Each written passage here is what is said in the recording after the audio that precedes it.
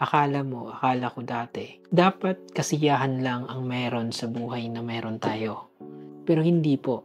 Kasama po ang kalungkutan. Kasama po ang kapigatian. Kasama po ang problema.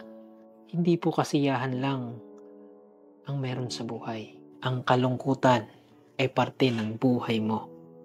Masanay ka, matuto ka na makisama sa lungkot na meron ka. Yes, pwede kang maging masaya pero tandaan mo, dadaan at dadaan ka sa panahon ng kalungkutan. Kaya matuto kang harapin, matuto kang makisama sa kanya.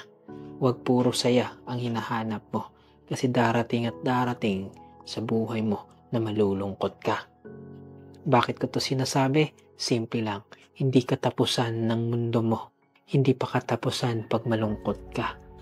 Minsan, season lang talaga na dapat mong pagdaanan yung kalungkutan na yan.